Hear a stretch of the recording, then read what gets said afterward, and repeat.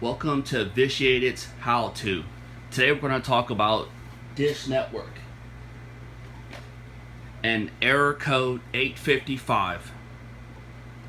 There's over 64,000 results for this code when you go to look it up online, and nobody seemed to figure it out yet. And I call Dish Network and they say it's a bad hard drive, and it's not a bad hard drive because I went through 5 of them.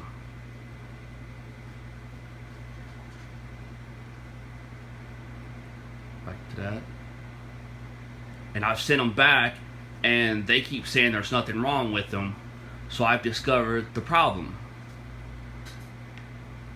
When I go here and I go to move it over like so, and then I go that, and then I come over here,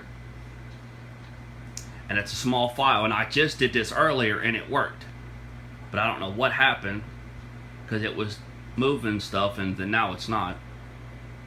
So we'll go up here and hit transfer, and it goes like it's going to.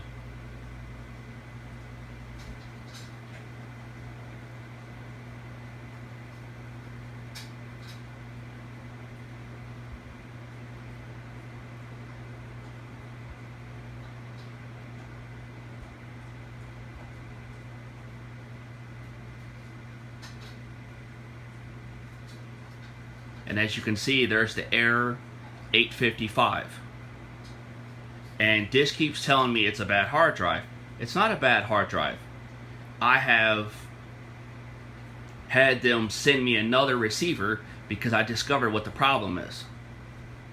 Their receiver is designed for a 2 terabit. If you have anything bigger than a 2 terabit, you will have this problem when the power goes out, when the receiver gets glitchy, anything like that, you'll have this problem. This hard drive, this external hard drive that's on there now, is a 4 terabit. And what happened was, and I thought it was hard drive once again, and I had them send me another receiver. So I was able to take what was on the hard drive off that and put it on another receiver, and I reformatted this, and it still had the same problem no matter what, because it can read it. So when I hooked it up to the new receiver,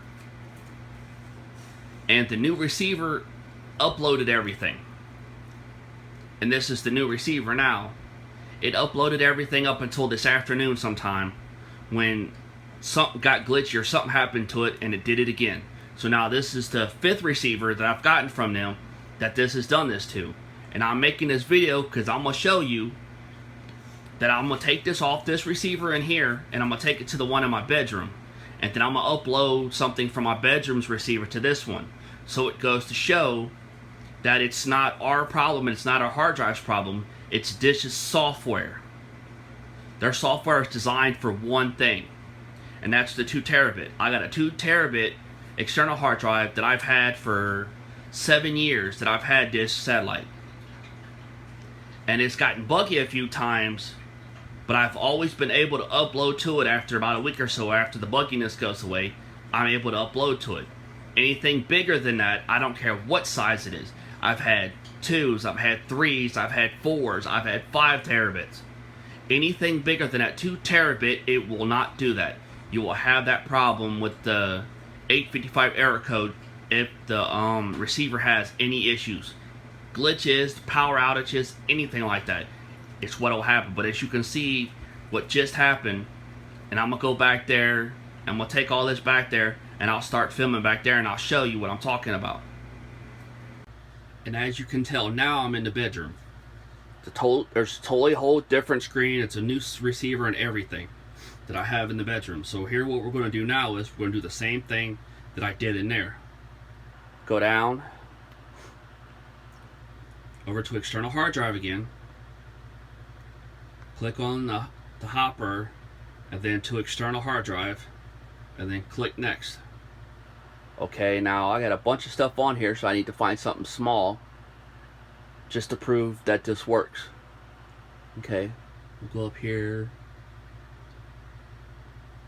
and we'll do that there because that's the smallest file I have on there. Click that, and now hit transfer. Then you hit yes.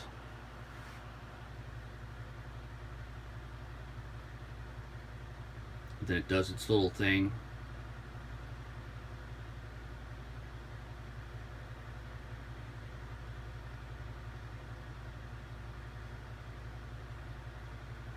And see, now it's the same exact hard drive that I just went from an error with, but it's the 4 terabit. And now if something happens to this receiver, same problem's going to happen. I discovered this about 2 months ago after I done spent a lot of money buying new hard drives and having them sent back and mailing them back and forth. And Dish swore up and down that this wasn't possible, it wasn't their fault. It may be or may not be, but I know it's their software. The only way to prevent this from happening is you have to disconnect your external hard drive from your receiver. You have to, when you're not using it. If it looks like it's going to rain or whatever, and you know you have a tendency for power outages, disconnect it. Unless you have a power supply that stays on all the time, which I know that's kind of my fault that I haven't bought one as of yet, but I shouldn't have to go through this every time. But as like you're seeing right here, right now, sure enough, it's what's going on. And all I can say is, man, if I hadn't had so much money invested in all the receivers and everything that I've gotten from Dish before I discovered this problem, I'd send all of it back and tell them to stick it up their ass. Because this is insane, having to go through this headache just to do this. So now what's going to happen is I'm going to send the other receiver back. So now that's going to be 2 receivers I've sent back in a matter of weeks over this. So I mean, that's the only way I can, like I said, that's the only thing I can tell you to do, is have the backup power supply for the receiver and your external hard drive, or unplug your external hard drive from your satellite receiver before you go to bed if you know where you live is prone to have power outages like I am. But plain as day, the hard drive's working fine and it's going to be done here in a minute.